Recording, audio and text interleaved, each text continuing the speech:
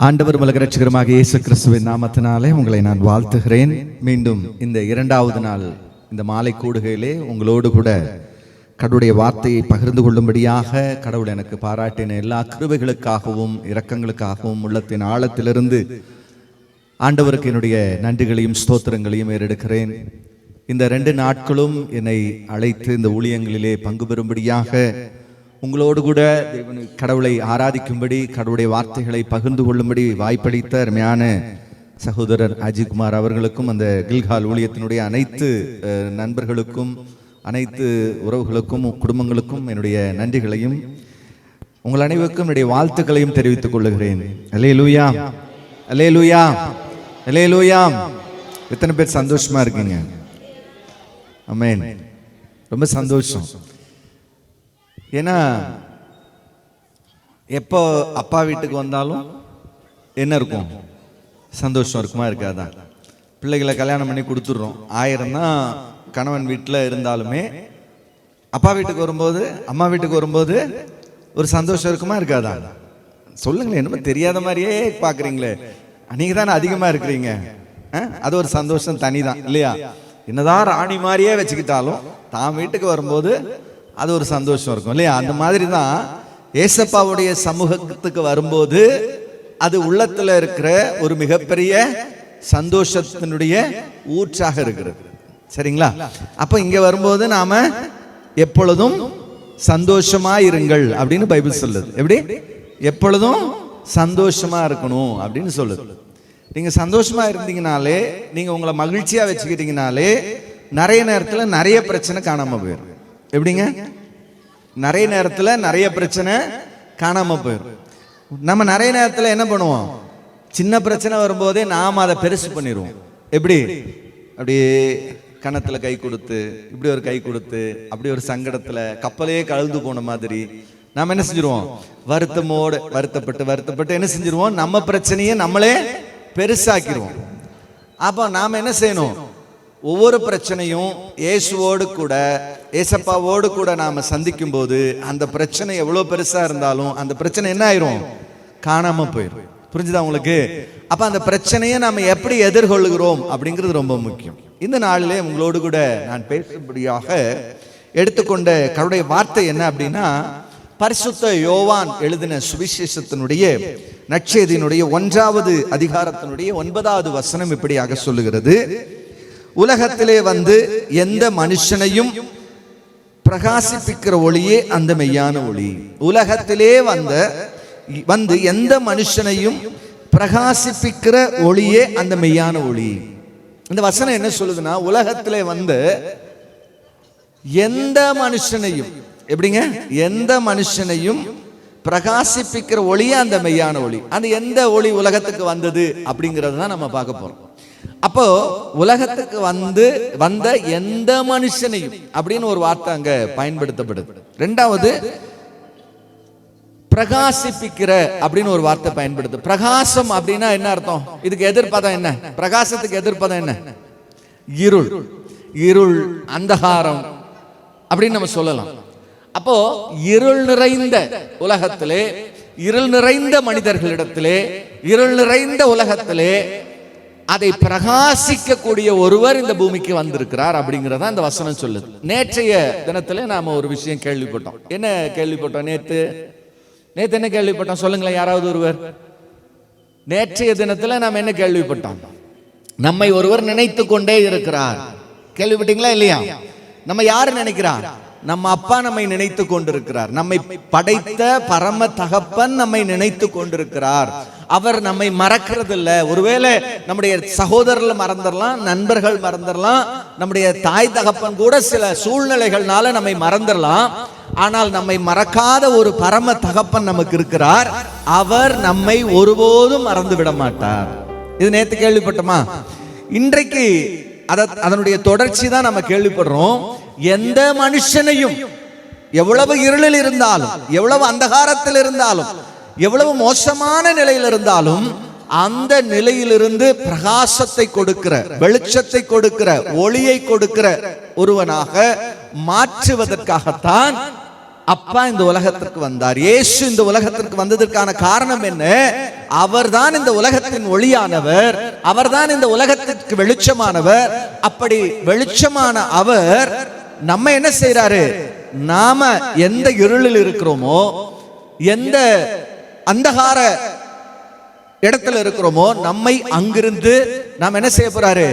அவர் வெளிச்சமாக மாற்ற போகிறார், பிரகாசமாக மாற்ற போகிறார். அல்லேலூயா. நம்ம டெய்லியும் காலையில நமக்கு பிரகாசத்தை கொடுக்கறதுக்கு ஒருத்தர் வராங்க. யார் அது? யார் வர்றது? சூரியன் வராங்க. நைட்டு சந்திரன் வருது. சரி, இப்ப சந்திரனுக்கும் சூரியனுக்கும் நம்ம ரெண்டுமே வெளிச்சம் தெரியுது இல்லையா? ஆனா விஞ்ஞானப்படி பாத்தீங்கன்னா சூரியன் தான் வெளிச்சம் கொடுக்கிற ஒரு பெரிய அமைப்பு. சூரியன்ல தான் அக்கினி நெருப்பு மாதிரி குழம்புகள் இருக்கக்கூடிய மிக வெளிச்சம் கொடுக்கக்கூடிய ஒரு கிரகமாக இருக்கிறது சூரியன். ஆனா சந்திரன்ல அப்படி ஒண்ணுமே கிடையாது. சந்திரன்ல வெளிச்சம் வர்றதுக்கான வாய்ப்பே கிடையாது. எப்படிங்க? சந்திரன் வெளிச்சம் வர்றதுக்கான ஒரு வாய்ப்பே கிடையாது. அப்படிப்பட்ட ஒரு கிரகம் தான் சந்திரன். ஆனா சந்திரன் எப்படி பிரகாசமா இருக்குது அப்படின்னு பாத்தீங்கன்னா, சூரியன் கொடுக்கக்கூடிய அந்த பிரகாசத்தை வாங்கி பிரதிபலிக்கிற ஒரு வெளிச்சம் தான் என்னது? சந்திரனுடைய வெளிச்சம். இப்ப இங்கெல்லாம் லைட் வச்சிருக்காங்க இல்லையா? இங்க எல்லா இடத்துலயும் லைட் வச்சிருக்காங்க. இந்த லைட்டுக்குள்ள பாத்தீங்கன்னா ஒரு சில்வர் கலர்ல ஒரு பிளேட் வச்சிருப்பாங்க. பாத்திருக்கீங்களா? லைட்டுக்குள்ள எல்லாம் ஒரு சில்வர் கலர் பிளேட். எதுக்காக அந்த பிளேட்? லைட்ல இருந்து வர்ற வெளிச்சம் மேல போய் அது அங்க பட்டு அங்கிருந்து ரிஃப்ளெக்ட் ஆகும், அங்கிருந்து நமக்கு வரும். அதுதான் அதனாலதான் எல்லா லைட்டுகளுக்குள்ளயும் இந்த உள்ளுக்குள்ள ஒரு சில்வர் கோட்டிங்ல ஒரு இது வச்சிருப்பாங்க. அந்த மாதிரிதான் சந்திரனும். சந்திரனுக்கு நேரடியான வெளிச்சம் இல்லை. நம்ம பௌர்ணமியில சந்திரன் ரொம்ப வெளிச்சமா இருக்கு அப்படிலாம் சொல்லுவோம். சந்திரனுக்கு நேரடியா வெளிச்சமே கிடையாது. ஆனால் அந்த வெளிச்சம் எங்கிருந்து வருது? சூரியன் கிட்ட இருந்து தான் சந்திரனுக்கு வருது. இப்போ நமக்கு நீதியின் சூரியனாக யார் இருக்கிறாங்க? நம்முடைய ஆண்டவர் இருக்கிறார். அப்ப நம்ம வாழ்க்கையில ஒளி நிறைந்து இருக்கிற வாழ்க்கை இல்லாமல் இருக்கலாம், இருண்ட வாழ்க்கை இருக்கலாம். இந்த இருள் வந்துருச்சு அப்படின்னாலே பல பிரச்சனைகள் வரும். நீங்க பார்த்திருக்கலாம், இருட்டுக்குள்ளதான் எல்லா பிரச்சனையும் வரும். இருட்டு நம்ம வாழ்க்கையில வந்துருச்சுன்னா முதல்ல என்ன வரும்? பயம். இருட்டுல பயம் வருதா இல்லையா? நிறைய பேரை பார்த்திருப்பீங்க, நடந்து போயிட்டே இருப்பாங்க, திடீர்னு ஓட ஆரம்பிச்சிருவான். என்ன அப்படின்னா ஒண்ணுமே இல்லை, அவன் பின்னாடி அவன் நிழல் தான் வந்துகிட்டு இருக்கு. பார்த்திருக்கீங்களா? தான் நிழலை பார்த்து ஓடினவங்க எத்தனையோ பேர் இருக்காங்க. நம்மளை யாரோ துரத்திட்டு வராங்கன்னு நினைச்சிட்டு, இல்ல என் பின்னாடி யாரோ வந்துகிட்டே இருக்காங்க அப்படின்னு ஓடுற ஆட்கள்லாம் இருக்கிறாங்க. ஏன்? ஒரு பயம். யாருமே துரத்தாட்டி கூட ஓடுவாங்க சில நேரத்துல. ஏன்னா அவங்களுக்குள்ள ஒரு பயம் இருக்கு. சிலர்லாம் ஐயோ அங்க யாரோ நிக்கிற மாதிரி இருக்குது, இங்க யாரோ என்ன பாக்குற மாதிரி இருக்கு, ஐயோ அந்த பக்கம் நின்னா ஒரு ஆள் நிக்கிற மாதிரியே இருக்கு, ஐயோ அங்க ஒரு உருவம் போகுது, இப்படி எல்லாம் சொல்றது கேட்டிருக்கீங்களா? ஏன்னா உள்ளத்துக்குள்ள ஒரு பெரிய பயம் இருக்கிறது.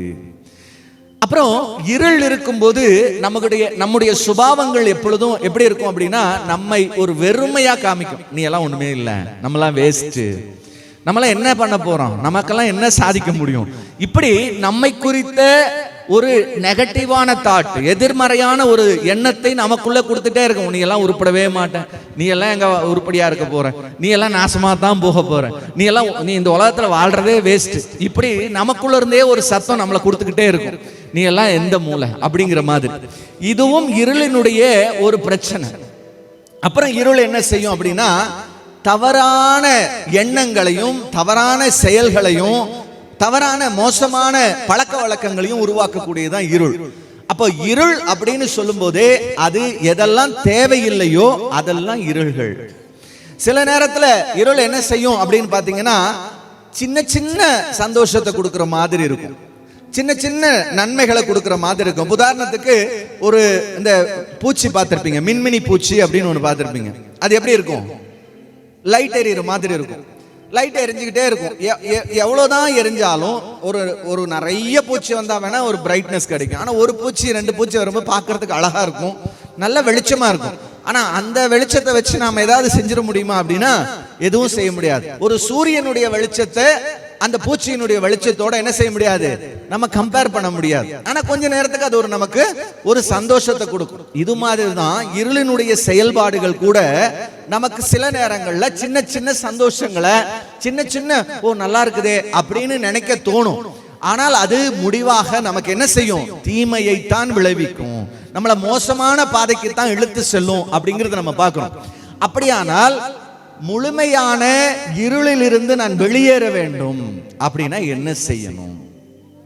ஒரு இருளுக்குள்ளாக இருக்கிற ஒரு மனிதன் எப்படி வெளியேற முடியும் அப்படிங்கிறது ரொம்ப முக்கியமான விஷயம். எனக்கு ஒரு அருமையான சகோதரனை தெரியும். அவர் இப்போ இல்லை, அவர் இறந்துட்டாரு. அவர் என்னுடைய மிக நெருங்கிய நண்பர். கொஞ்சம் வயது முதிர்ந்தவர் தான், ஆனால் ரொம்ப நெருக்கமான ஒரு அண்ணன், எனக்கு ரொம்ப நெருக்கமான நண்பர். அவருடைய பெயர் அனீஃபா. அவருடைய இடம் எங்கன்னு பார்த்தீங்கன்னா, இன்னைக்கு இருக்கிற கூடலூர் அப்படின்னு, ஊட்டிக்கு அந்த பக்கத்தில் இருக்கிற கூடலூர்ல தேவாலா அப்படிங்கிற ஒரு இடத்துல தான் அவர் பிறந்தார். ஒரு பாரம்பரியமான ஒரு இஸ்லாமிய குடும்பத்தில் பிறந்தவர். பார்த்தீங்கன்னா 15 வயசு வரைக்கும் அவங்க அப்பா நல்ல அந்த மசூதிகளில் போய் நிறைய வேண்டுதெல்லாம் செய்யக்கூடியவர், நல்லா இருந்தார். ஆனால் இந்த தம்பி இவர் 15 வயசு 17 வயசு ஆகும்போது இவருடைய பழக்க வழக்கங்கள் எல்லாம் மாற ஆரம்பிக்கிறது. இவர் தவறான பழக்க வழக்கங்களை கற்றுக்கொள்ளுகிறார், போதை வஸ்துக்களுக்கு அடிமையாகிறார். தன்னுடைய வாழ்விலே அவர் பாத்தீங்கன்னா தேவையில்லாத நண்பர்களோடு இணைந்து என்ன செய்கிறார், தவறான பழக்கங்களை, போதை வஸ்துக்களை போட்டுக்கிறது, அங்கங்க விழுந்து கிடக்கிறது, துணி விலகி கிடக்கிறது, அங்கங்க பிரச்சனை பண்றது, இப்படி பல பிரச்சனைகளை செய்து கொண்டிருக்கிறார் இந்த ஹனீஃபா. இந்த குடும்பத்துக்கு, நல்ல குடும்பத்தில் ஒரு மோசமான ஒரு மகனாக, ஒரு வெறுக்கப்பட்ட ஒரு மகனாக இவர் இருந்து கொண்டிருக்கிறார். ஒரு கட்டத்தில் இவங்க அப்பா கண்டிக்கிறார், இந்த மாதிரி நீ செய்யக்கூடாது, இந்த மாதிரி தவறான பழக்க வழக்கத்தில் இருக்கக்கூடாது, இந்த போதைக்கு அடிமையாய் நீ வாழக்கூடாது அப்படின்னு அவரை கண்டிக்கும் போது இவர் என்ன செய்கிறார் அப்படின்னா, அந்த வீட்டில இருந்து இனிமேல் இவங்க கிட்ட எல்லாம் இருக்க முடியாது, எப்படி இனிமேல் இந்த ஆள்கிட்ட வாழ முடியாது, இந்த குடும்பத்துல வாழ முடியாது, நம்ம என்ன செஞ்சிடலாம், நம்ம ஊரை விட்டு ஓடிடுவோம் அப்படின்னு சொல்லிட்டு துணிமணி எல்லாம் எடுத்துட்டு இவர் என்ன செய்யறார், கொஞ்சம் பணத்தையும் எடுத்துட்டு வீட்டில இருந்து சொல்லாம கொள்ளாம அவர் சென்னை பட்டணத்துக்கு போயிடுறார். சென்னையில போய் நம்ம எங்கேயாவது வாழ்ந்துக்கலாம், சென்னையில நிறைய பணம் கிடைக்கும் அப்படின்னு சொல்லி அவர் என்ன செய்கிறார், சென்னைக்கு போகிறார். சென்னைக்கு போனதுக்கு பிறகு அவருக்கு என்ன நடக்குது, ஒரு ஹோட்டல்ல வேலை செய்யறார்.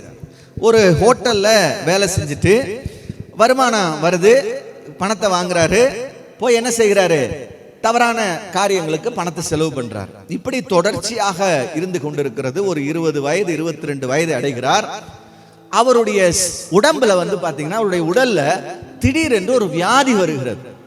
அந்த வியாதி அந்த காலத்துல டிபி, இன்னைக்கு டிபி ஒரு பெரிய வியாதி கிடையாது, வியாதி தான், ஆனா பெரிய வியாதி இல்லை. ஏன்னா இன்றைக்கு அதற்கான மருந்துகள் எல்லாமே கண்டுபிடிச்சிட்டாங்க.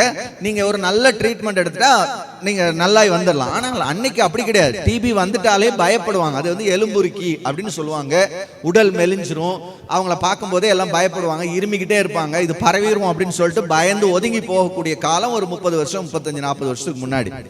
அப்போ இந்த சகோதரர் என்ன செய்கிறார் அப்படின்னு பாத்தீங்கன்னா, இந்த வேலை செய்த இடத்துல இருந்து அவருக்கு வேலை முதல்ல போகுது. இனிமேல் இந்த ஹோட்டல்ல நீ வேலை செய்ய வராத, ஏன்னா நீ வந்தீங்கன்னா வியாபாரம் ஆகாது, நீ வராத அப்படின்னு வெளியே அனுப்பிச்சிட்டாங்க. இப்ப இந்த சகோதரர் வெளியே அனுப்பப்படுகிறார், வேலை போச்சு.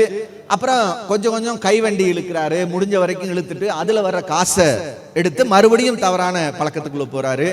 அந்த வியாதி முற்றுகிறது. இப்ப அவரால் கைவண்டி இழுக்க முடியல, ரிக்ஷா ஓட்டம் இழுக்க முடியல, இப்படி எல்லா விதத்திலையும் இந்த மனுஷன் என்ன செய்யறாரு, விழுந்து போகிறார். ஒரு காலகட்டம் வரும்போது இவரால் சம்பாதிப்பதற்கு இவருடைய உடல்ல பலன் கிடையாது. வியாதியினுடைய அகோரம் அவருடைய உடல்ல பெருகிட்டே இருக்கு. இவர் என்ன செய்கிறதுன்னு தெரியல. கடைசியாக கையேந்த வேண்டிய நிலைமை எடுக்கிறது, பிச்சை எடுக்க ஆரம்பிக்கிறார். பணம் கிடையாது, சாப்பாட்டுக்கு வழி இல்லை, என்ன செய்யறதுன்னு தெரியல, பிச்சை எடுக்கிறார். சில நேரங்களில் பணம் கிடைக்கும், சில நேரத்தில் பணம் கிடைக்காது. பணம் கிடைக்காத போது என்ன செய்வது அப்படின்னு அப்படி சுத்தி முத்தி பார்ப்பாங்க. ஏதாவது கல்யாண மண்டபத்துல சாப்பிட்டுட்டு இலை போட்டிருப்பாங்க இல்லையா, அந்த இலையில ஏதாவது மிச்சம் கிடைக்குமா, அதுல இருந்து ஏதாவது நான் எடுத்து சாப்பிடலாமா அப்படின்னு அந்த மனுஷன் என்ன செய்வாரு, அந்த இலைகளை தேடி போவார்.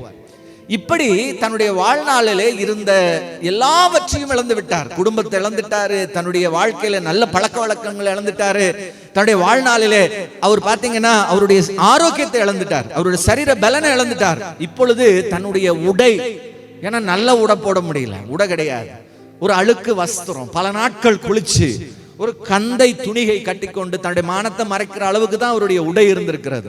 ஒரு சட்டை கூட இல்லாத அளவுக்கு ரோட்ல அப்படியே பைத்தியக்காரன் போல சுத்திக்கிட்டு, எங்கேயாவது குப்பை மேடுகள்ல சாப்பாடு கிடைக்குமானால் அதை எடுத்து சாப்பிட்டு கொண்டு ஒரு பைத்தியம் போல உட்கார்ந்து அவர் அந்த ரோட்ல உட்கார்ந்து பார்த்துக்கிட்டே இருந்திருக்கிறார்.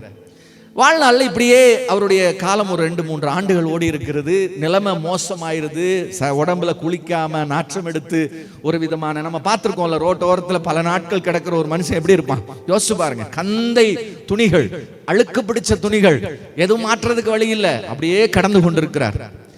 ஒரு நாள் அவருக்கு ஒரு எஃப்எம் அந்த மாதிரி ஒரு ரேடியோவில், ஆகாசவாணி அது ஒரு ரேடியோவில் ஒரு பாட்டு பாடிக்கிட்டு இருந்திருக்கு. அந்த பாட்டு என்ன அப்படின்னா, ஒளிமயமான எதிர்காலம் உள்ளத்தில் வருகிறதுன்னு ஒரு சினிமா பாட்டு பாடிக்கிட்டு இருந்திருக்கு. இந்த ஒளிமயமான எதிர்காலம் உள்ளத்தில் வருகிறது அப்படின்னு ஒரு சினிமா பாட்டு பாடணும்னு இந்த மனுஷன் அப்படியே உட்கார்ந்து யோசிச்சிருக்காரு. நான் இந்த வாழ்க்கை இருண்டு போய் கிடக்கிறது, என்னுடைய வாழ்க்கையில எல்லாம் இருளாக இருக்கிறது, என் உள்ளத்தில் ஒரு பெரிய இருள் இருக்கிறது, என் சரீரத்தினுடைய ஆரோக்கியத்தில் ஒரு பெரிய இருள் இருக்கிறது. இப்படிப்பட்ட இந்த வாழ்க்கையில, இப்படிப்பட்ட ஒரு வாழ்க்கைக்கு முதல்ல இருளை மாற்றுறதுக்கு ஒரு ஒளி வர முடியுமா அப்படின்னு யோசிச்சிருக்காரு. அப்படியே யோசிச்சுட்டு, சரி அப்படித்தான் ஒளி வரணும்னா அந்த ஒளி யார் தர முடியும் அப்படின்னு சிந்திச்சுக்கிட்டு உட்கார்ந்துருக்கிறார். இதெல்லாம் சினிமா பாட்டை கேட்டுக்கிட்டு அவர் யோசிச்சுக்கிட்டு இருக்கிற விஷயம் என்னது, ஒளிமயமான எதிர்காலம் உள்ளத்தில் வருகிறதோன்னு ஒரு பாட்டு, சரிங்களா?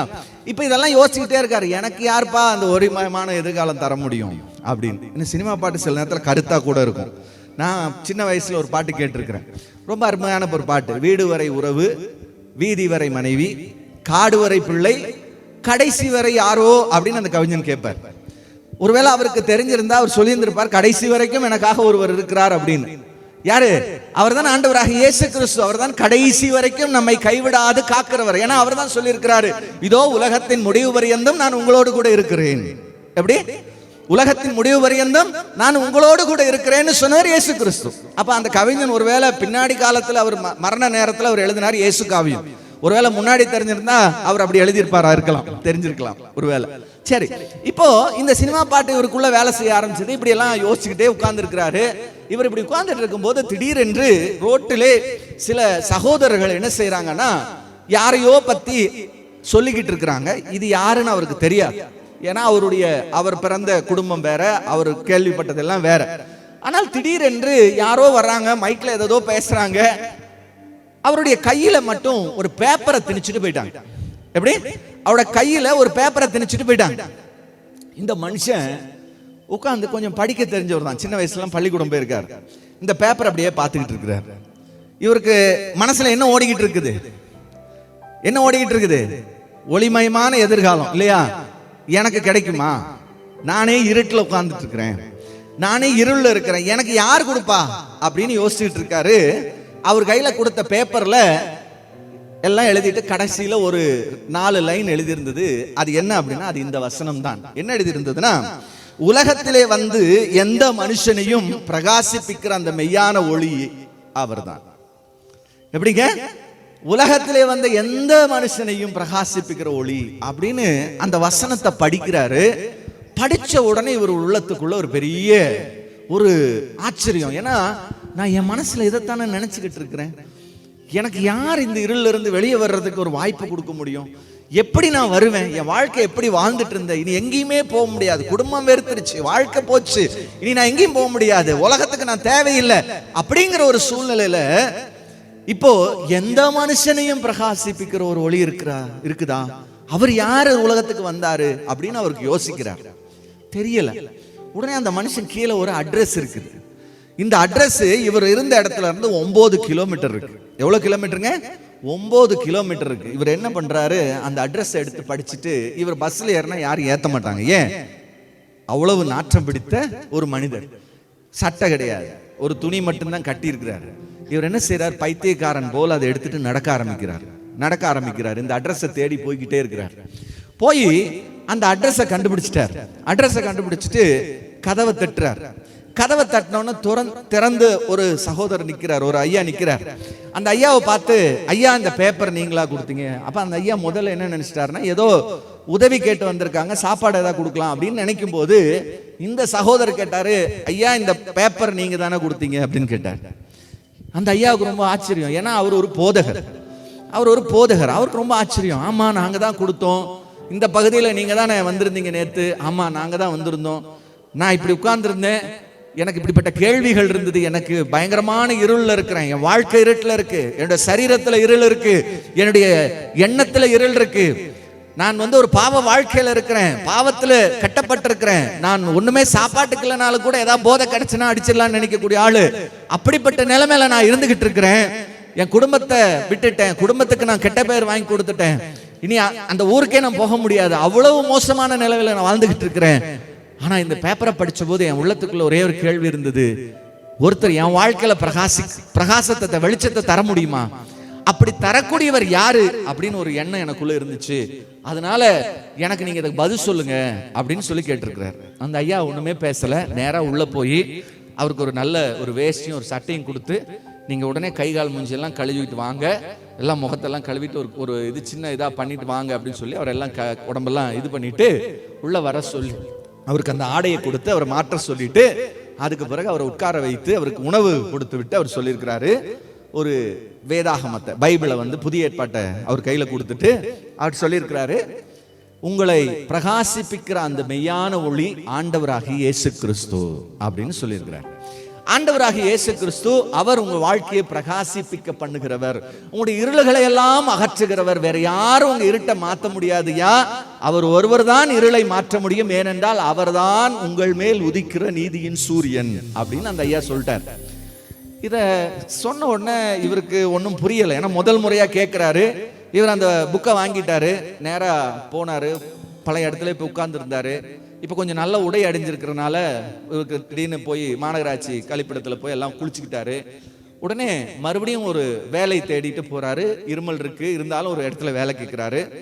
ஒரு இடத்துல இவருக்கு வேலை கொடுக்குறாங்க. ஒரு வாரம் 4 நாட்கள் அவர் வேலை செய்யறாரு. அந்த ஞாயிற்றுக்கிழமை அட்ரஸ் கேட்டு வந்திருக்கிறாரு ஆலயத்துக்கு. கரெக்டா அந்த ஞாயிற்றுக்கிழமை வந்த உடனே இந்த மனுஷன் ரொம்ப முடியாம நிலைமையிலையும் அந்த ஆலயத்துக்கு போகிறார். வியாதியினுடைய அந்த இது இருக்கு, முடியல தான், இருந்தாலும் போறார். ஆலயத்துக்கு போன உடனே ஆலயத்துல அவர் போய் உட்கார்ந்து இருக்கிறாரு. ஆராதனை முடிகிறது. எல்லா சகோதர சகோதரிகள்ட்டையும் அந்த ஐயா அந்த போதகர் என்ன செய்யறாரு, இப்படி ஒரு சகோதரர் நம் மத்தியில் இருக்கிறார், ஒரு பேர் முகமது ஹனீஃபா அப்படிங்கிற சகோதரர் நம்ம மத்தியில் உட்கார்ந்து இருக்கிறார். அவர் இப்படிப்பட்ட ஒரு வியாதியில் இருக்கிறார், இப்படிப்பட்ட பிரச்சனையில் இருக்கிறார், அவருக்காக நம்ம எல்லாம் ஜெபம் பண்ணணும் அப்படின்னு சொன்ன உடனே எல்லாரும் அவரை அன்போடு அரவணைத்து அவருக்காக ஜெபம் பண்ண ஆரம்பித்தார்கள். அவருக்காக ஜெபித்தார்கள். ஜெபித்து அவருக்காக அழுது ஜெபித்த போது அவருக்கு ஒரு பெரிய ஆச்சரியம். ஏன்னா இது வரைக்கும் குடும்பத்தை விட்டு வந்துட்டோம், நம்மளை பார்த்து யாரும் அழுகிறதுக்கோ நமக்காக அழுகிறதுக்கோ யாருமே கிடையாது. ஆனா யாருன்னே தெரியல, இவங்க நேற்று தான் அவரை ஒரு 4 நாளைக்கு முன்னாடி தான் இவரை பார்த்தோம், இந்த ஆலயத்துக்கு இன்னைக்கு தான் வந்தோம், இவங்கெல்லாம் நமக்காக எதுக்குடா அழுது ஜெபம் பண்றாங்க அப்படின்னு அவருக்குள்ள ஒரு பெரிய கேள்வி வந்தது. அவர் வீட்டுக்கு போனாரு, மறுபடியும் பைபிளை படிக்க ஆரம்பிச்சாரு. ஒரு சின்ன ரூம் எடுத்து அங்க தங்கினாரு. நடந்தது என்னன்னா, அந்த வாரத்துல அவருடைய வியாதி கொஞ்சம் கொஞ்சமாக குறைய ஆரம்பித்தது. ஒரு 2-3 வாரங்களுக்கு பிறகு அவருடைய வியாதி அவருடைய சரீரத்திலிருந்து முற்றுமாக மாறி போனது. அவர் தன்னுடைய வாழ்க்கையை ஆண்டவராக இயேசு கிறிஸ்துவுக்கு முழுமையாக அர்ப்பணித்தார். அல்லேலூயா. இயேசு கிறிஸ்துவுடைய அந்த வார்த்தையை அவர் கேட்க வாசிக்க வாசிக்க வாசிக்க அவருடைய வாழ்க்கையில் அவர் எவ்வளவு பெரிய இடத்திலிருந்து அவர் விழுந்து போயிருக்கிறார், எவ்வளவு பெரிய இருளுக்குள்ள இருக்கிறார் அப்படிங்கறத அவர் புரிந்து கொஞ்சம் கொஞ்சமாக அந்த இருளில் இருந்து இவர் வெளிச்சத்துக்கு வர ஆரம்பித்தார். தொடர்ந்து அந்த ஆலயத்துக்கு போக ஆரம்பித்தார். நடந்து என்ன தெரியுங்களா, கொஞ்ச நாள் போக ஆரம்பித்த பிறகு அவர் வேலை செய்து கொண்டே படிக்க ஆரம்பித்தார். வேதாகம கல்லூரியில படிக்க ஆரம்பித்தார்.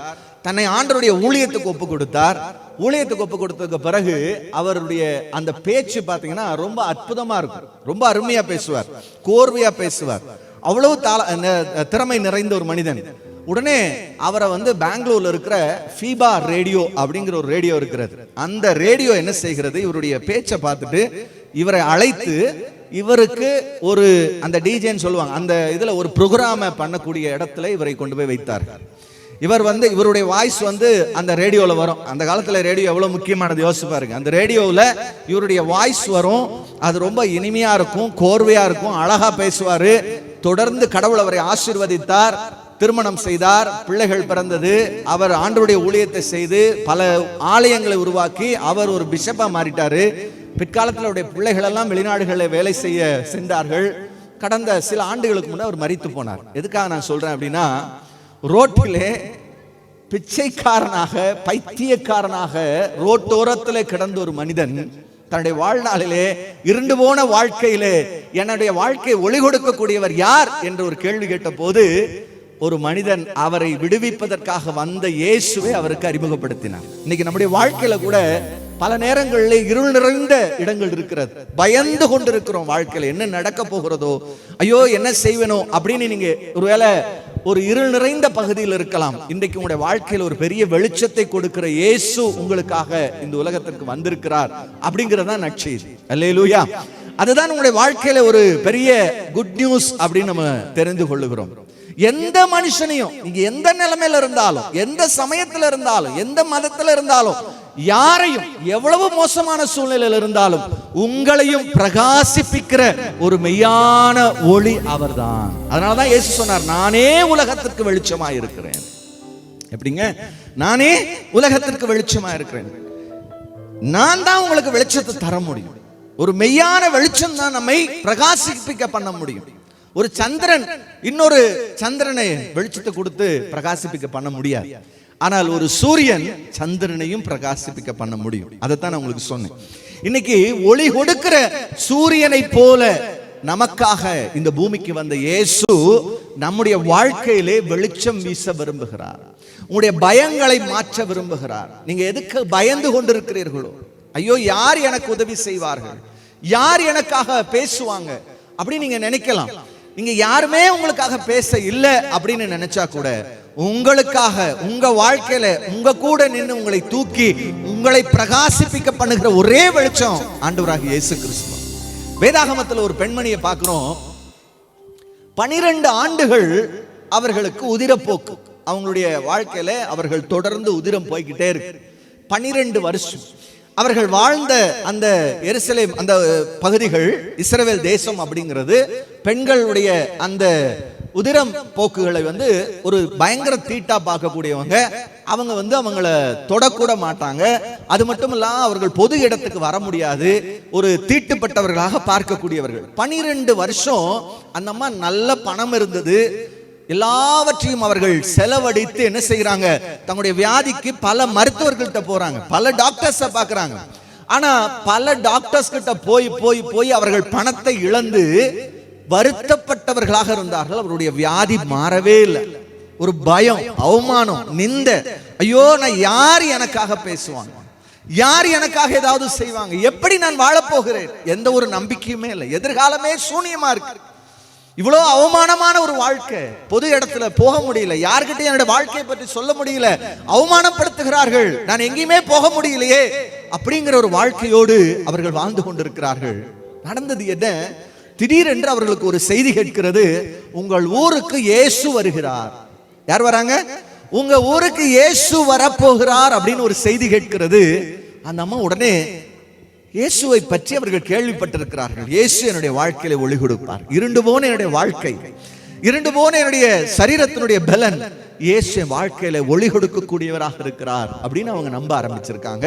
ஏற்கனவே அந்த எண்ணம் அவர்களுக்குள்ள இருக்கு. ஆனா எப்படி இயேசுவை போய் பார்க்கிறது? ஏன்னா இயேசுவை சுற்றி பல்லாயிரக்கணக்கான மக்கள் சுற்றி அவர்களை சுற்றி வந்து கொண்டிருக்கிறார்கள். அவருடைய சீடர்கள் இருக்கிறாங்க. எப்படி இயேசுவை போய் பார்க்கிறது? பார்க்க முடியாது. நேரடியா போனா அங்க இருக்கிற மத குருக்கள் எல்லாம் இருப்பார்கள். அவன் சொல்லுவாங்க, நீ தீட்டுப்பட்ட பெண், எப்படி இப்படி வர முடியும் பொது இடத்துல அப்படின்னு கேள்வி கேட்பாங்களே.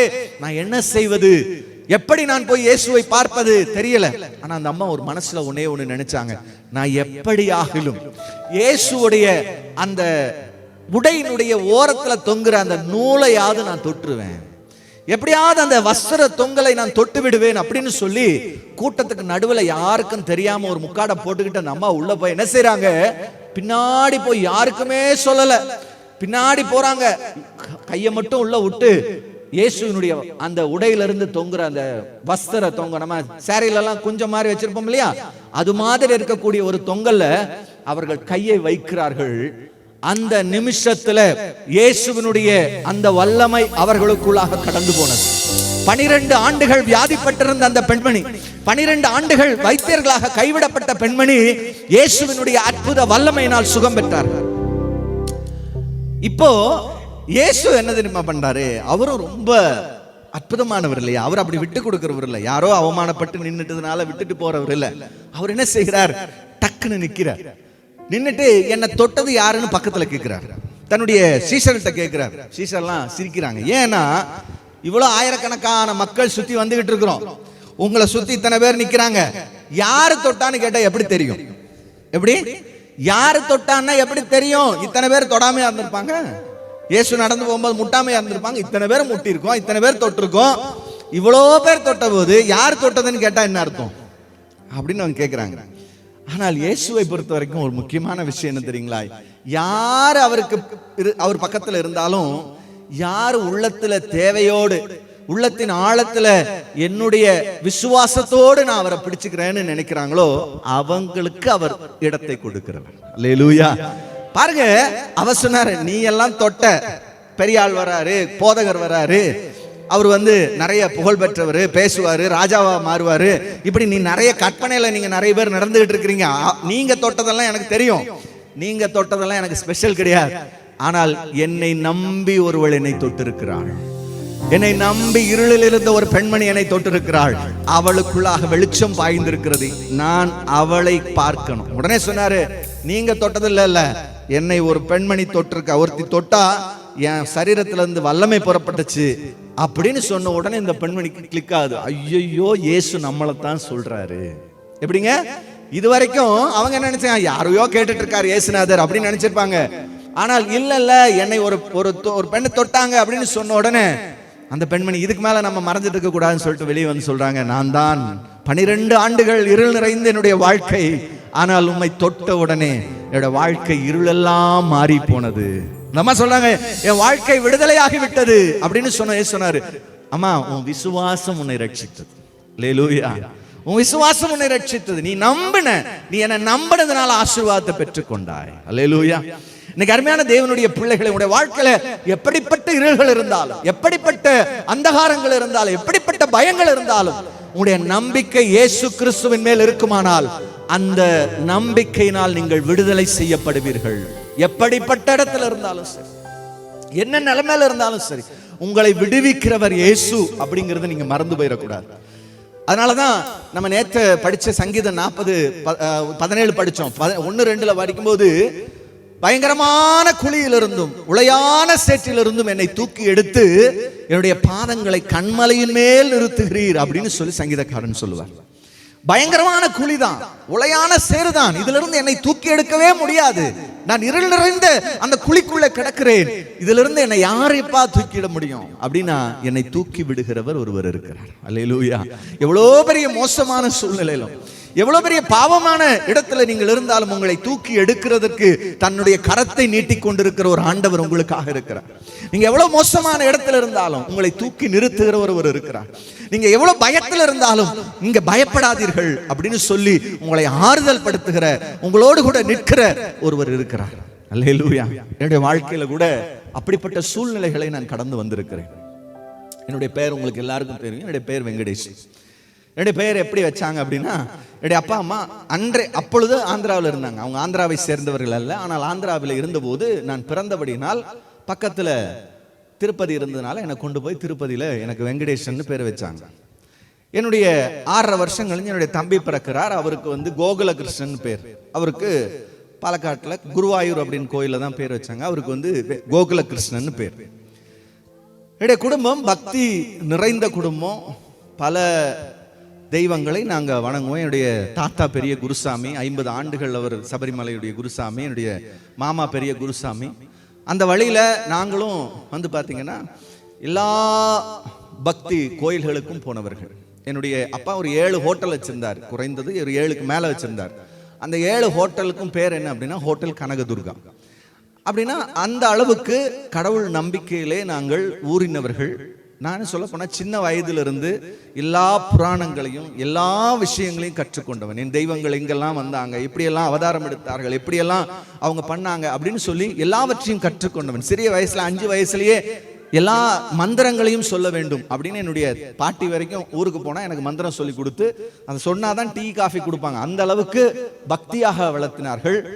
அதுக்கு பிறகு நான் தான் ஒரு குருசாமியா வரணும் அப்படிங்கிற எண்ணம் எல்லாம் எனக்குள்ள இருந்தது. அதனால சிறு வயதுல இருந்தே ஒவ்வொரு நாளும் ஒரு கோயிலுக்கு போயிடுவேன். ஒவ்வொரு நாளும் பார்த்தீங்கன்னா தினமும் காலையில் 5:30 மணி 6 மணிக்கெல்லாம் பிள்ளையார் கோயிலில் போய் பிள்ளையாருக்கு எல்லா வேலையும் செஞ்சுட்டு தான் நான் ஸ்கூலுக்கே போவேன். அவ்வளோ பக்தி நிறைந்தவன். ஒவ்வொரு நாள்லையும் பார்த்தீங்கன்னா வெள்ளிக்கிழமையான அம்மன் கோயிலுக்கு போயிடணும், சனிக்கிழமையான அனுமார் கோயிலுக்கு போயிடணும். இப்படி ஒவ்வொரு நாளும் ஒவ்வொரு கோயிலுக்கு போகக்கூடிய ஆள். அவ்வளோ பக்தி சின்ன வயசுல, நான் சொல்றேன் 6 வயசு 7 வயசு 8 வயசுல அப்ப இருந்தே அவ்வளோ பக்தியாக இருந்த ஒருவன் தான். ஆனா எனக்குள்ள ஒரு பெரிய மனத்தாங்கல் இருந்துகிட்டு இருந்தது. என்ன அப்படின்னா, நான் பிறந்த நேரம் என்னுடைய அப்பாவுக்கு கெட்ட நேரம். நான் பிறந்த நட்சத்திரமோ நான் பிறந்த நேரமோ எங்க அப்பாவுக்கு நேரம் சரியானதல்ல. அதனால என் அப்பா என்னை சிறு வயதுல இருந்தே ரொம்ப பாசமா பார்க்க மாட்டார். அவருக்கு ஏன்னா நான் கெட்ட நேரத்துல பிறந்திருக்கேன், நான் பிறந்த நேரம் அவருக்கு சரியில்லை. அதனால இவன் ராசி இல்லாத புள்ள. எப்படிங்க ராசி இல்லாத புள்ள? இந்த புள்ள பிறந்தது நமக்கு ராசி இல்லாத புள்ளையா இருக்குது. அதனால எங்க அப்பா ஏதாவது சம்பளம் வாங்கிட்டு வந்து என்ன கூட நான் பார்த்துட்டேனா, நீ பார்த்துட்டியா அவ்வளவுதான் அப்படிம்பாரு. அவர் வாங்கி சம்பளம் வாங்கி செலவு பண்றதுக்கு நான் என்ன பண்ணுவேன்? நீ பார்த்துட்டியா இது உருப்படாது அப்படின்னு சொல்லுவார். அப்போ சின்ன வயசுல இருந்தே என் குடும்பத்துக்கு, குறிப்பாக எங்க அப்பாவுக்கு நான் உதவாதவன், என்னுடைய தகப்பனாருடைய வாழ்க்கைக்கு நான் சபிக்கப்பட்டவன். அதனால என் மேல ஒரு பெரிய பாசம் கிடையாது. என்னுடைய அம்மாவை மட்டும்தான் எனக்கு ஆறுதல் படுத்தக்கூடியவங்க. அப்படிப்பட்ட ஒரு சூழ்நிலையில வளர்ந்தவன் நான். ஆனால் 6 ஆண்டுகளுக்கு பிறகு என்னுடைய தம்பி பிறக்கிறார். தம்பி பிறந்ததுக்கு பிறகு எங்க அப்பா ரொம்ப பாசம் என் தம்பி மேல வைக்கிறார். இது எனக்குள்ள ஒரு பெரிய மறுபடியும் ஒரு வருத்தத்தையும் கோபத்தையும் கொடுக்குது.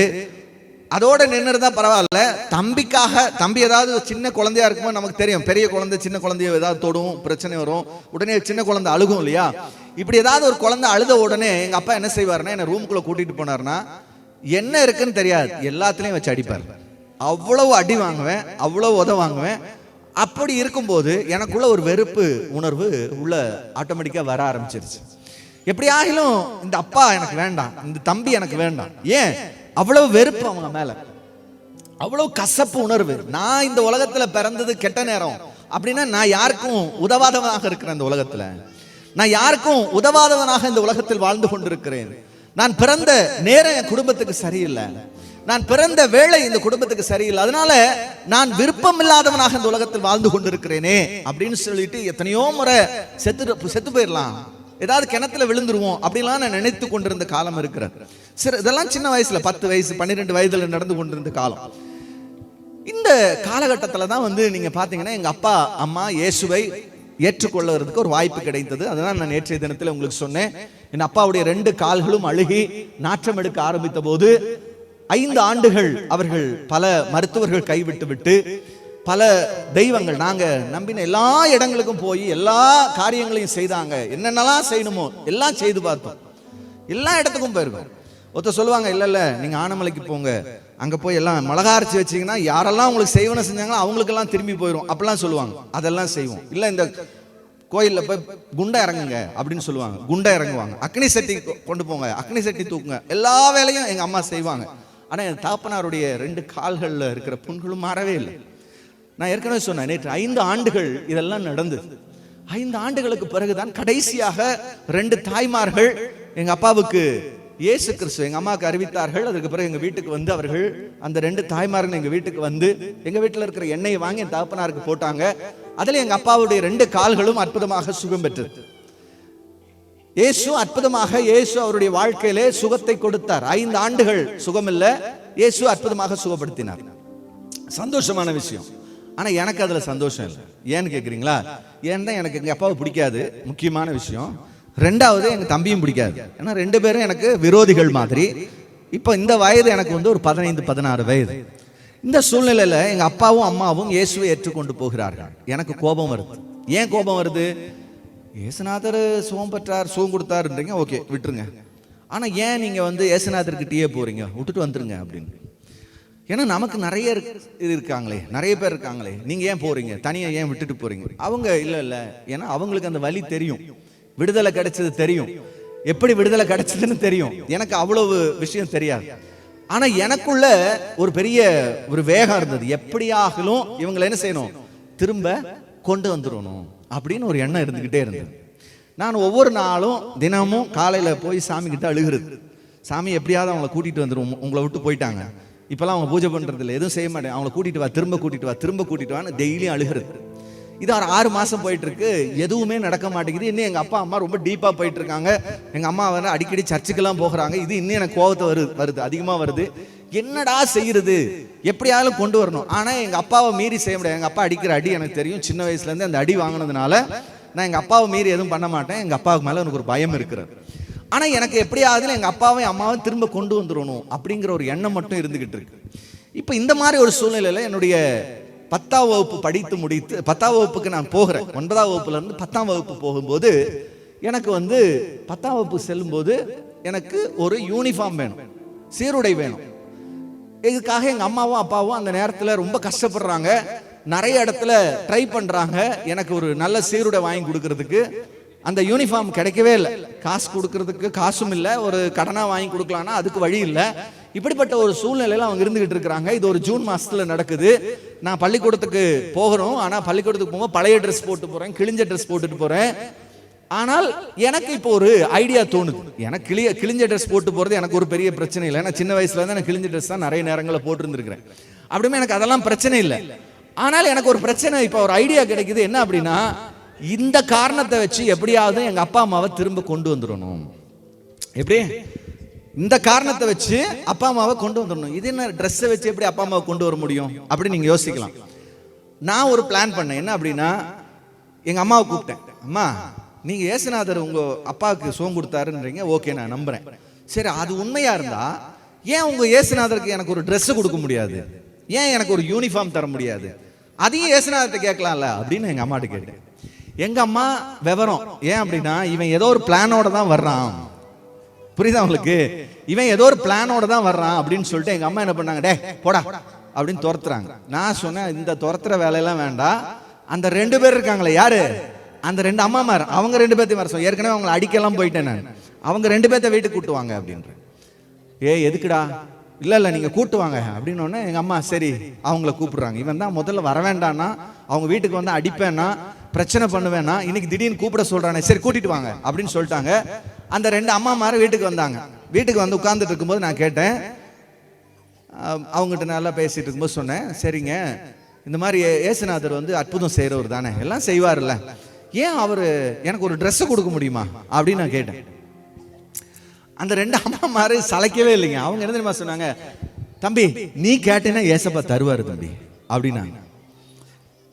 நான் கேட்டேன், ஏசப்பா தந்துருவாரா? ஐயோ, ஏன்னா நான் எதுக்கு, என்னோட பிளான் என்னது, எப்படியாவது எங்க அப்பா அம்மாவை திரும்ப கொண்டு வரணும்ன்றது. இவங்க என்ன சொல்றாங்க, நீ கேட்டேன்னா ஏசப்பா தருவாரு அப்படின்னு. நான் கேட்டா ஏசப்பா தருவாரு அப்படின்னு சொன்னோன்னே எனக்கு கொஞ்சம் பயம் வந்துருச்சு. ஏன், திடீர்னு தந்துட்டாருன்னா நம்ம மாறணுமே. அதனால நான் என்ன சொன்னேன், இல்ல ஒரு வாரத்துல தருவாரா, ஏன்னா டைமை கம்மி பண்ணிட்டோம்னா ஒரு வாரத்தில் நடக்காதுல்ல, அப்போ நம்ம வந்து சொல்லிடலாம் அவங்ககிட்ட, இனிமேல் நீங்கள் வரக்கூடாது, எங்கள் அம்மா அப்பாவை கூப்பிடக்கூடாதுன்னு சொல்லிடலாம் அப்படின்ட்டு. ஒரு வாரத்தில் இயேசுநாதர் தருவாரா அப்படின்னு அவங்க நிச்சயமா தருவாரு, நீ நம்பினா, நீ கேட்டீங்கன்னா தருவாரு அப்படின்னு சொல்லிட்டாங்க. இது எனக்கு ஒரு உள்ளத்துல ஒரு பெரிய தடுமாட்டத்தை உண்டு பண்ணுச்சு. என்னன்னா, நம்ம நிறைய சாமி கும்பிடுறோம், சரி இயேசுநாதர் ஒருவேளை அப்படி உண்மையானவரா இருந்து நாம அவர்கிட்ட சண்டை போட்டுட்டு இருந்தா நல்லா இருக்காது அப்படின்ட்டு, சரி நான் ஒரு வாரம் என்ன பண்ணணும், ஒரு வாரம் நீ ஏசப்பாட்ட மட்டும் கேளு, ஏசப்பா உனக்கு தந்தாருன்னா நீ அவரை நம்பலன்னா ஓகே அப்படின்ட்டு போயிட்டாங்க. எப்படி கேட்கறது, உங்க அப்பாட்ட எப்படி கேட்படியோ அப்படியே கேளு அப்படின்னு போயிட்டாங்க. நமக்கு ஒன்றும் தெரியாது, இது வரைக்கும் நம்ம கும்பிட்ட மாதிரி தான். இந்த பக்கம் திரும்பி ஏசப்பா நீ சாமின்னு சொல்றாங்க, எனக்கு தெரியாது, எங்க அப்பாவுக்கு சுகம் கொடுத்தா சொல்றாங்க, ஆனா என் வாழ்க்கையில நீ எனக்கு ஒரு ட்ரெஸ் கொடுக்க முடியுமா உன்னால அப்படின்னு சொல்லி கேட்டுக்கிட்டே இருக்கேன். 3 நாள் முடிஞ்சிச்சு, எதுவுமே நடக்கல. எனக்கு சந்தோஷம் ஒரு பக்கம், ஆனா ஒரு பக்கம் வருத்தம் இருக்கு. இப்படி நம்ம கேட்டுட்டும் கிடைக்கல அப்படின்னு. கிடைக்கிறதுக்காக இல்ல, நம்ம கேட்டோமே, இப்படி கேட்டும் கிடைக்கல அப்படின்றது. 3வது நாள் முடிஞ்சு 4வது நாள் ஒரு நபர் வர்றாரு, எங்க அப்பாவுக்கு அறிமுகமானவர். அவர் சொல்றாரு, நீங்க ஏற்கனவே என்கிட்ட ட்ரெஸ் கேட்டீங்கல்ல, அந்த ட்ரெஸ் தந்துட்டு போறேன். எங்க அப்பா சொல்றாரு, என்கிட்ட பணம் இல்லையே அட்வான்ஸ் கொடுக்கறதுக்கு. அதெல்லாம் ஒன்றும் வேண்டாம், வைங்க, நான் கொஞ்சம் கொஞ்சமா வாங்கிக்கிறேன் அப்படின்னு ஒரு ட்ரெஸ்ஸை கொடுத்துட்டு போறாரு. ஒரு ட்ரெஸ்ஸை கொடுத்துட்டு போயிட்டாரா. இப்போ எனக்கு என்னடா அது இப்படி வந்துருச்சு அப்படின்னு. மறுபடியும் பார்த்தீங்கன்னா இன்னொருத்தர் வர்றாரு, நீங்க ஏற்கனவே கேட்டீங்கல்ல அப்படின்னு இன்னொருத்தர் வர்றாரு. அவர் வந்து இன்னொரு ட்ரெஸ்ஸை கொடுக்குறாரு. இப்போ ஒரு யூனிஃபார்மும் ஒரு கலர் ட்ரெஸ், 2 ட்ரெஸ் எனக்கு வந்துருச்சு ஒரு வாரத்துக்குள்ள. உடனே எனக்குள்ள என்ன தோணுச்சுன்னா, சரி அப்போ இது வரைக்கும் நம்ம வந்து ஒருத்தட்ட சண்டை போட்டுட்டு இருந்திருக்கிறோம், ஏன் இயேசுநாதரை சண்டை போட்டுட்டு இருந்திருக்கோம், இனிமேல் இயேசுநாதரையும் சாமியை ஏற்றுக்குவோம், நம்ம இன்னொருத்தரை ஏற்றுக்குவோம், நமக்கு என்ன பிரச்சனை, நம்ம தான் அப்பப்போ யாரை வேணாலும் ஒரு சாமியார் வருவார், அவர் ஒரு சாமியார் ஆக்கிடுவாருங்களா, அதனால இவரையும் ஒரு சாமியாரை ஏற்றுக்குவோம் அப்படின்ட்டு இயேசுநாதரையும் ஒரு சாமியை ஏற்றுக்கிட்டார். இயேசுநாதரையும் ஒரு சாமியை ஏற்றுக்கிட்டு இப்போ அவரும் ஒரு சாமி அப்படின்ற லெவலில் தான் போயிட்டு இருந்தது. இது 3 மாதம். அந்த நேரத்தில் தான் இந்த பைபிளை படிக்க ஆரம்பிக்கிறேன். இந்த பைபிளை படிக்க ஆரம்பித்த போது வேத வசனங்கள் உள்ள போக போகத்தான் என்னுடைய இருள் எனக்கு வெளியே தெரிய ஆரம்பிச்சது. அது வரைக்கும் எனக்கு இருள் தெரியவே இல்லை. நான் எவ்வளவு பெரிய பாவி அப்படின்றது எனக்கு புரியல. நான் எவ்வளவு தப்பு செஞ்சுக்கிட்டு இருக்கேன் அப்படின்னு எனக்கு தெரியல. ஆனால் எப்ப அந்த வேதத்தை வாசித்து பரிசுத்தமான கடவுளை நான் பார்க்க ஆரம்பிச்சனோ அப்பதான் எனக்குள்ள இருக்கிற இருட்டு வெளியே தெரிய ஆரம்பிச்சு. நான் எவ்வளவு பெரிய பாவியா இருந்துட்டு இருக்கிறேன், எவ்வளவு மோசமான செயலெல்லாம் செஞ்சுக்கிட்டு இருக்கிறேன். என் வீட்டுக்குள்ளேயே நான் எவ்வளவு தவறான எண்ணத்துல நான் இருந்து கொண்டிருக்கிறேன். என் தகப்பனை கொன்றணும், என் தம்பியை கொன்றணுன்ற ஒரு கசப்பு உணர்வு எனக்குள்ள இருக்கு. அப்படிங்கிறதெல்லாம் எனக்கு கொஞ்சம் கொஞ்சமா வெளியே வர ஆரம்பிக்கிறது. நான் இவ்வளவு மோசமான உணர்வோடு தான் இங்க வாழ்ந்து கொண்டிருக்கிறேன். அவங்கள கொல்றது மட்டும் இல்ல, நானே என்னையே அழிச்சுக்கிறதுக்கு கூட பல முறை முயற்சி செய்கிறேன். இதெல்லாம் எனக்குள்ள இருந்து வெளியே வர ஆரம்பிக்கிறது. நீ இப்படியெல்லாம் வாழ்ந்துகிட்டு இருக்கிற, உன்னுடைய வாழ்க்கையில எதெல்லாம் செஞ்சுக்கிட்டு இருக்கிற, இப்படி எல்லாம் வருது. அப்பதான் எனக்குள்ள ஒரு பெரிய ஒரு ஏக்கம் வருது. ஐயோ, நான் இவ்வளவு பெரிய இருட்டில் வாழ்ந்துகிட்டு இருக்கிறேன், என்னைய எப்படி விடுவிக்கிறது அப்படின்னு சொல்லும்போது தான் வேதம் அழகா ஒரு வார்த்தை பைபிள்ல இருந்து நான் படிச்சேன். இழந்து போனதை தேடவும் ரட்சிக்கவுமே மனுஷகுமாரன் உலகத்திற்கு வந்திருக்கிறார் அப்படிங்கிற ஒரு வார்த்தை பார்த்தேன். இழந்து போன ஒன்றை தேடுவதற்காகத்தான் இயேசு இந்த உலகத்திற்கு மனுகுலத்திற்கு மனுஷனாக அவதரித்தார் அப்படிங்கறத நான் புரிஞ்சுக்கிட்டேன். அப்ப இழந்து போன என்னை, பாவத்தில் இருக்கிற என்னை, இருட்டில் இருக்கிற என்னை விடுவிக்கும்படியாக அவர் இந்த உலகத்திற்கு வந்திருக்கிறார். அதனாலதான் எந்த மனுஷனையும் பிரகாசிப்பிக்கிற ஒளி. நான் எவ்வளவோ பெரிய இருளில் இருந்த போதும் என்னை அந்த இருளில் இருந்து வெளிச்சத்திற்கு இயேசு என்னை அழைத்து கொண்டு வந்தார். அந்த பாவத்திலிருந்து, அந்தகாரத்திலிருந்து, அந்த தவறான எண்ணங்களிலிருந்து, பெற்றோரை குறித்த, அப்பாவை குறித்த ஒரு கசப்பு உணர்வு, என் தம்பியை குறித்த ஒரு கசப்பு உணர்வு, இதிலிருந்து என்னை வெளியே கொண்டு வந்தார். ஐயோ, என்னுடைய வாழ்க்கையெல்லாம் சபிக்கப்பட்டதாக இருக்கிறது, நான் என்னுடைய வாழ்க்கையில என் குடும்பத்துக்கு நான் ஆசீர்வாதமானவனாக இல்லையே அப்படின்னு இருந்தபோது என்னுடைய வாழ்க்கையில் ஒரு பெரிய விடுதலை உண்டானது. என்னை இயேசு கழுவினார், என்னை பரிசுத்தப்படுத்தினார், என்னுடைய வாழ்க்கையை தலைகளாக மாற்றினார். எப்ப நான் இயேசுவை என்னுடைய வாழ்க்கையில ஏற்றுக்கொண்டனோ என்னுடைய வாழ்நாளிலே ஒவ்வொரு நாளையும் என்னுடைய வாழ்க்கையில சந்தோஷத்தை கொடுத்தார். எந்த அப்பாவை, எந்த சகோதரனை நான் கசப்புணர்வோடு பார்த்தனோ எனக்குள்ள இருந்த கசப்புணர்வெல்லாம் வெளியே போயிடுச்சு.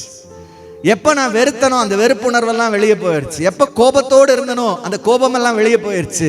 இன்னைக்கு அவர்களை நேசிக்க ஆரம்பிச்சேன். என்ன நடந்தது தெரியுமா? எந்த அப்பா என்னை வெறுத்தாரோ மரணம் வரைக்கும், கிட்டத்தட்ட அதுக்கப்புறம் 15 ஆண்டுகள் அவரை பார்த்து கொள்வதற்கு கடவுள் என்னை பயன்படுத்தினார். அல்லேலூயா. எந்த தம்பி வெறுத்தேனோ, எந்த தம்பியை நான் கொல்லணும், அவர் இருக்கக்கூடாது, இவர் இருக்கிறனாலதான் எனக்கு என்னுடைய அன்பு போகுதுன்னு நான் நினைச்சனோ, அந்த தம்பிக்கு ஒரு அப்பா ஸ்தானத்தில் இருந்து அவரை நடத்துவதற்கு தேவன் என்னை பயன்படுத்தினார். அல்லேலூயா. அதனாலதான் எந்த மனுஷனையும் பிரகாசிப்பிக்கிற ஒளி. என்னை போல ஒரு மோசமான எண்ணத்துல, கசப்பு நிறைந்த வாழ்க்கையில இருந்த ஒருவனை, எந்த குடும்பத்துக்கு நான் ஆசீர்வாதம் இல்லை என்று சொல்லப்பட்டதோ அந்த குடும்பத்துக்கு மட்டுமல்ல, அநேக குடும்பங்களுக்கு கடவுள் என்னை ஆசீர்வாதமானவனாக மாற்றினார். அல்லேலூயா. எந்த குடும்பம் அடையாளம் இல்லாமல் இருந்ததோ, நான் இயேசுவை ஏற்றுக்கொண்ட பிறகு என் குடும்பத்தில் என்னுடைய பள்ளி படிப்பு முடிஞ்சிருச்சு.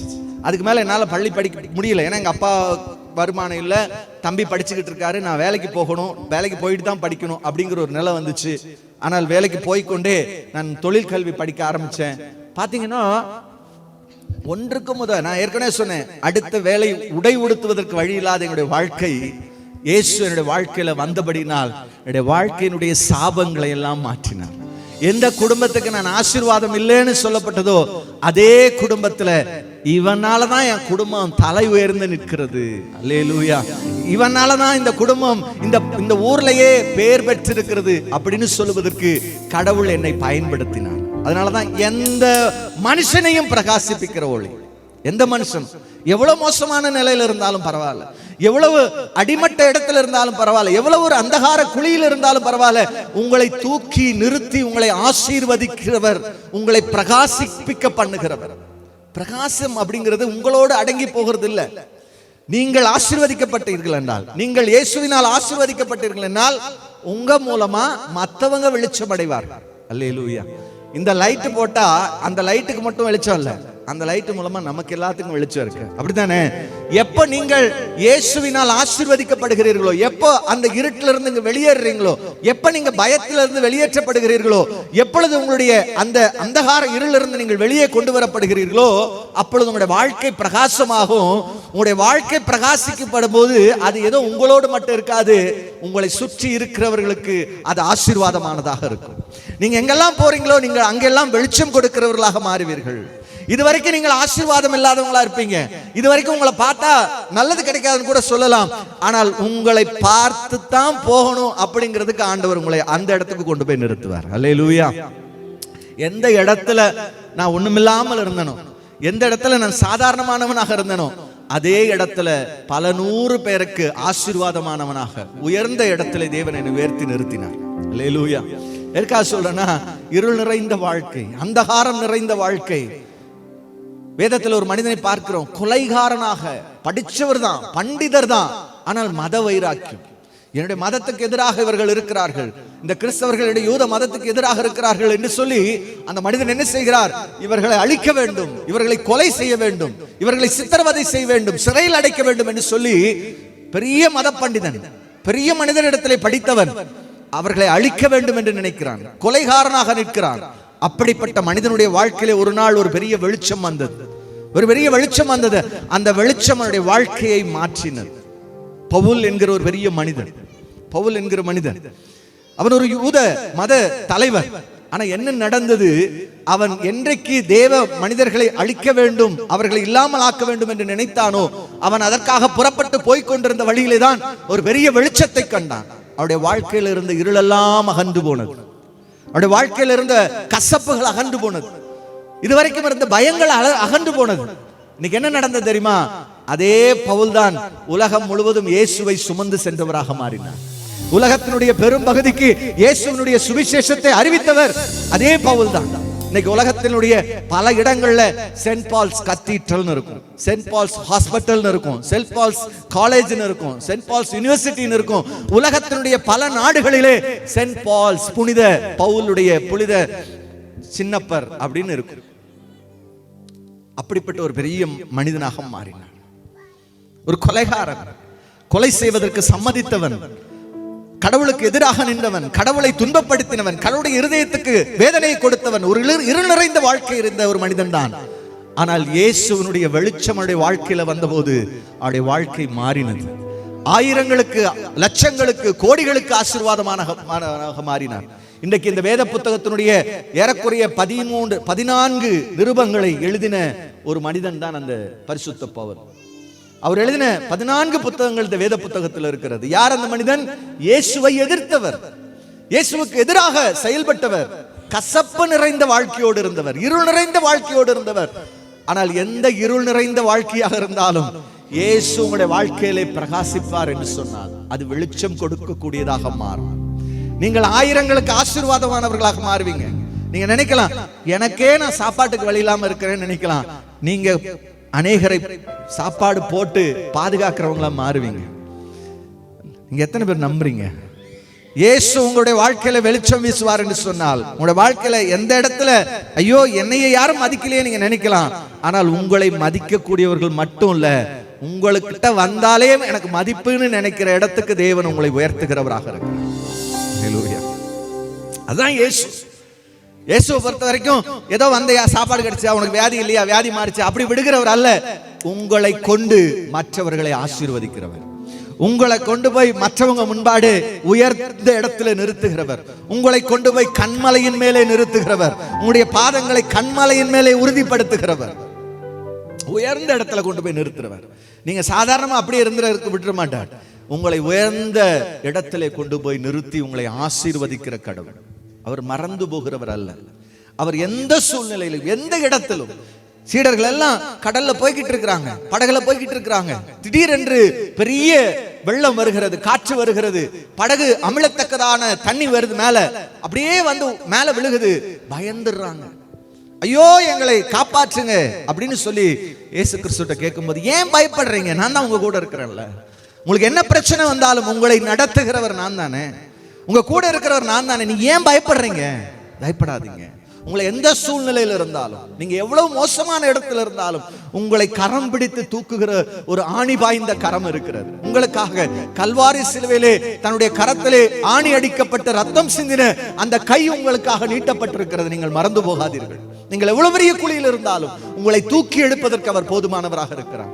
எவ்வளவு அந்தகாரத்தில் இருந்தாலும் உங்களை தூக்கி உயர்ந்த இடத்திலே நிறுத்தி உங்கள் மூலமாக மற்றவர்களை ஆசீர்வதிக்கிற கடவுள். நீங்க சும்மா நினைச்சிடாதீங்க. இயேசு கிறிஸ்து திருடுறியா இனிமேல் திருடாத அப்படி சொன்னதில்லை. திருடுனியா இனிமேல் திருடாத அப்படின்னு சொல்லி நிறுத்திட மாட்டார். திருடுனியா இனிமேல் திருடாத, திருடாம மட்டும் இல்ல, நீ போய் வேலை செஞ்சு சம்பாதிச்சு அதை மற்றவங்களுக்கும் கொடு அப்படின்னு சொல்லக்கூடியவர். அல்லேலூயா. எவ்வளவு ஒரு அற்புதமான ஒரு விஷயம் பாருங்களேன். திருடுறவன் திருடாம இருக்கணும் அப்படி இல்ல. நீ திருடாம இருக்கிறது மட்டுமே புண்ணியம் இல்ல. நீ என்னைக்கு திருட மாட்டேன்னு முடிவு பண்றியோ அன்னைக்கு நீ வேலை செய்யணும். அதை வேலை செய்து உனக்கு வர்ற வருமானத்தை நீ மற்றவங்களுக்கும் பகிர்ந்து கொள்ளணும். அதுதான் உனக்கு ஆசீர்வாதம். இயேசு நம்முடைய வாழ்க்கையை அப்படிதான் மாற்ற விரும்புகிறார்.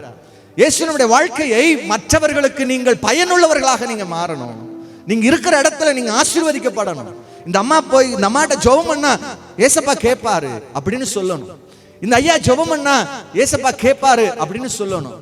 இந்த சின்ன பிள்ளைகள் நீங்க சிறு வயதுல இருந்து நீங்க ஏசப்பாவுக்கு உங்க வாழ்க்கையை கொடுக்கும்போது உங்களை உயர்ந்த இடத்துல ஏசப்பா கொண்டு போய் நிறுத்துவார். என்னுடைய வாழ்க்கையில் அப்படிதான் செஞ்சார். நான் 15 வயதிலே இயேசுவை என்னுடைய சொந்த ரட்சகராக ஏற்றுக்கொண்டேன்.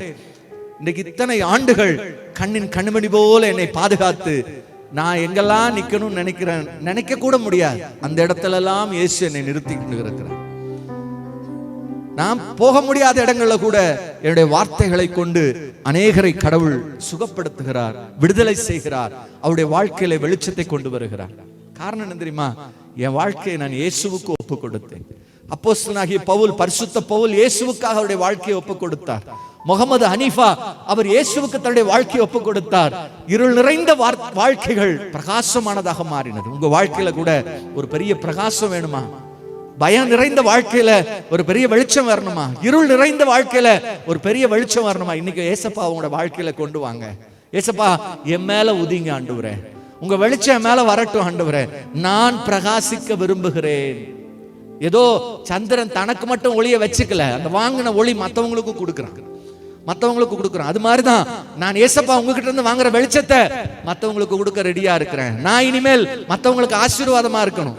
இதுவரைக்கும் என்ன கொலகாரனா பார்க்கலாம், என்ன மோசமானவனா பார்க்கலாம், என்னை கெட்ட வார்த்தை, நான்லாம் பள்ளிக்கூடத்தில் இருக்கிற காலங்கள்ல பல கெட்ட வார்த்தைகளை பேசுவேன், பல கெட்ட வார்த்தைகள். இயேசுவை என்னுடைய வாழ்க்கையில என்னைக்கு ஏற்றுக்கொண்டனோ அந்த நாள் முதற்கொண்டு என்னுடைய வாயில ஒரு கெட்ட வார்த்தை வந்தது கிடையாது.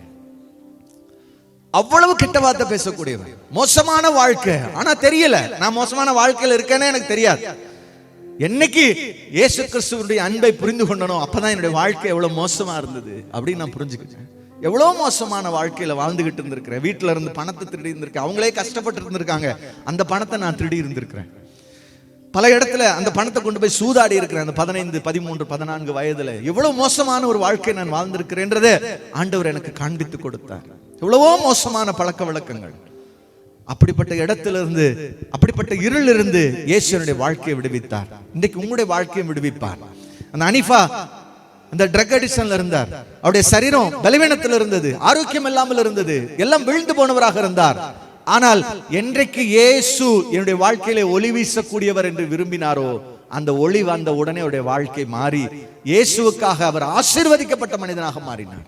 உங்களுடைய வாழ்க்கையில கூட எந்த இருள் நிறைந்த பகுதி இருந்தாலும் இன்னைக்கு அந்த பகுதிக்கு ஒளி வீசுகிற ஒரு நீதியின் சூரியன் வெளிச்சம் கொடுக்க விரும்புகிறார். நாம கேட்கலாமா? உள்ளத்தின் ஆழத்துல இருந்து கேட்க போறோம், ஆண்டவரே என்னுடைய வாழ்க்கையில ஒளி வேணும் ஆண்டவரே, உங்க ஒளி வேணும் ஆண்டவரே. இது வரைக்கும் நிறைய டூப்ளிகேட் ஒளி என் வாழ்க்கையில வீசி இருக்கலாம். இது வரைக்கும் நான் ஒளின்னு நினைச்சதெல்லாம் என் வாழ்க்கையில இருந்திருக்கலாம். ஆனா இன்னைக்கு ஒரு மெய்யான ஒளியை நான் பார்த்திருக்கிறேன் ஆண்டவரே. ஒரு மெய்யான ஒரு வெளிச்சம் என்னுடைய வாழ்க்கையில இருக்கிறது என்று சொல்லி நான் பார்த்திருக்கிறேன் ஆண்டவரே. ஒரு மெய்யான அந்த வெளிச்சம் என்னுடைய வாழ்க்கையில வந்துச்சுன்னா என் வாழ்க்கை தலைகீழாக மாறும் என்று சொல்லி நான் பார்த்திருக்கிறேன். என்னுடைய பயங்கள், என்னுடைய போராட்டங்கள், என்னுடைய வீழ்ந்து போன வாழ்க்கை, இதுக்குள்ள உங்க வெளிச்சம் வந்துச்சுன்னா நான் திரும்ப கட்டப்படுவேன் ஆண்டவரே. திரும்ப நான் ஆண்டவரே பழைய நிலைமைக்கு அல்ல, பழைய நிலைமையை காட்டிலும் ஆசீர்வதிக்கப்பட்ட நிலையில மற்றவர்களுக்கு ஆசீர்வாதமாக, அநேகருக்கு ஆசீர்வாதமாக ஆண்டவரே நான் மாறுகிறதற்கு நீங்க எங்களை பயன்படுத்த போறீங்க ஏசப்பா, பயன்படுத்த போறீங்க ஏசப்பா. இது வரைக்கும் என் பிள்ளை மற்றவங்களுக்கு சாபமா இருந்தா, ஆண்டவரே உங்க வெளிச்சம் வந்துச்சுன்னா என் பிள்ளை மற்றவங்களுக்கு ஆசீர்வாதமா மாறுவான். இது வரைக்கும் என் கணவன் என் மனைவி மற்றவங்களுக்கு சாபமா இருக்கிறாங்க, மற்றவங்களுக்கு பிரச்சனையா இருக்கிறாங்க, ஆனால் உங்க வெளிச்சம் வரும்னா அவர்கள் மற்றவர்களுக்கு ஆசீர்வாதமா மாறுவாங்க ஆண்டவரே.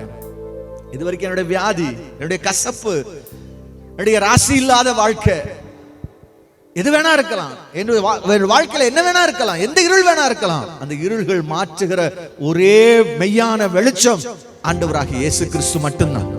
கண்களை மூடி ஜெபிக்க போகிறோம். எழும்பி நிக்கலாமா? எழும்பி நிக்கலாமா?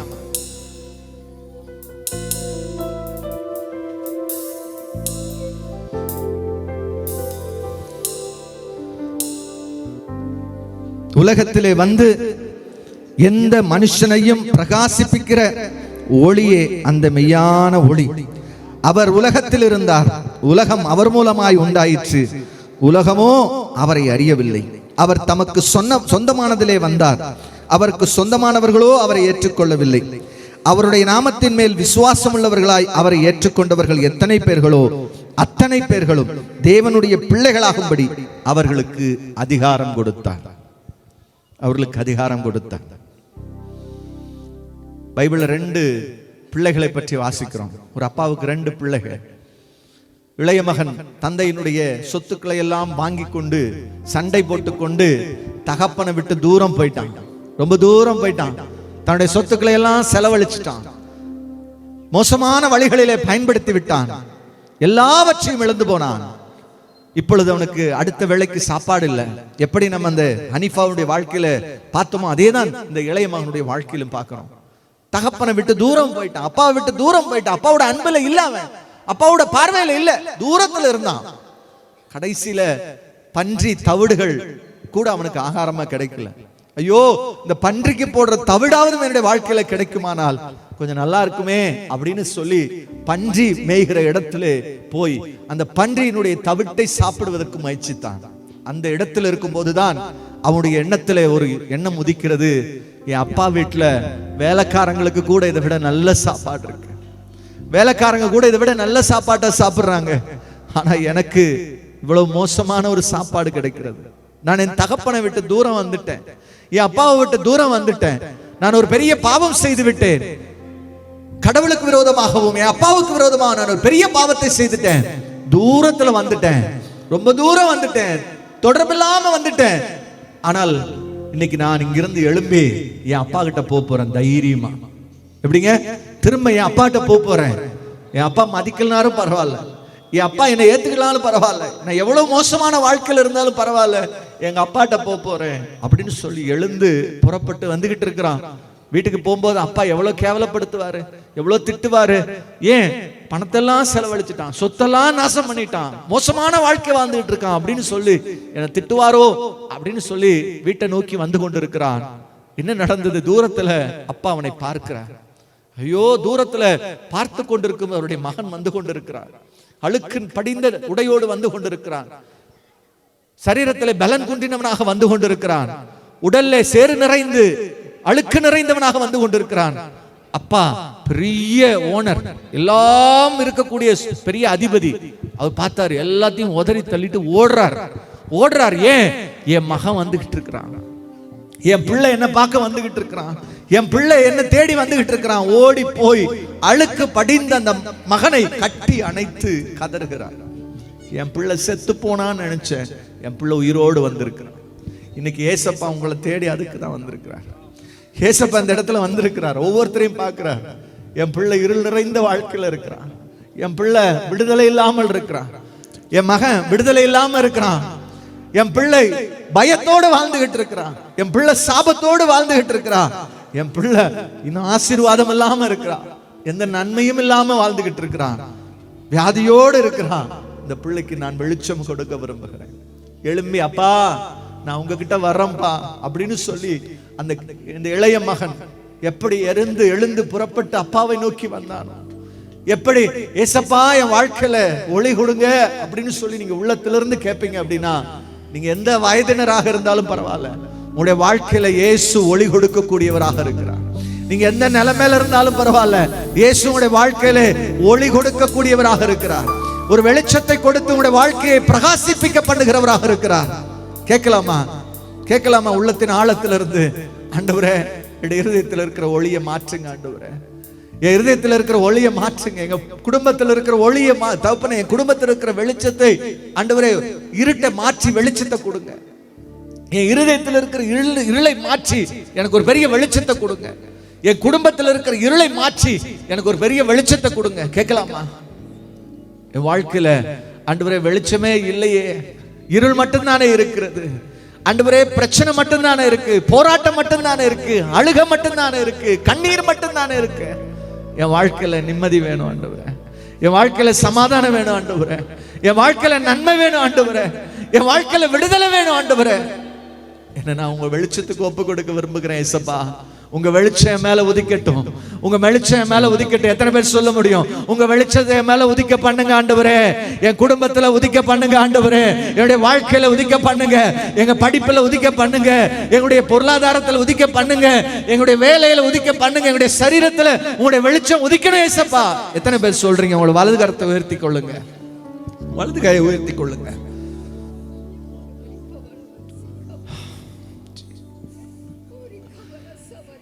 பரலோக ஒளியாகிய இயேசுவே, சொல்லலாமா திரும்ப? பரலோக ஒளியாகிய இயேசுவே, எங்களுக்காக இந்த பூமிக்கு வந்தீங்க, எங்களுக்காக கல்வாரி சிலுவையில மரிச்சீங்க, எங்களுக்காக ரத்தம் சிந்தினீங்க. திரும்ப மூன்றாவது நாள் உயிரோடு எழுந்து இன்றைக்கும் உயிருள்ளவராக எங்கள் மத்தியில் இருக்கிறீங்க. இந்த நாளில நீதியின் சூரியனாக என்னுடைய வாழ்க்கையில உதிங்க ஏசப்பா, என்னுடைய வாழ்க்கையில உதிங்க ஏசப்பா. என்னுடைய வியாதியின் மத்தியில அன்றைய சரீரத்தில் உங்களுடைய வெளிச்சம் வரட்டும் ஏசப்பா. என்னுடைய தகப்பன வேலையில உங்க வெளிச்சம் வரட்டும், என் பிள்ளைகளுடைய வாழ்க்கையில வெளிச்சம் வரட்டும், என்னுடைய கல்வியில வெளிச்சம் வரட்டும்.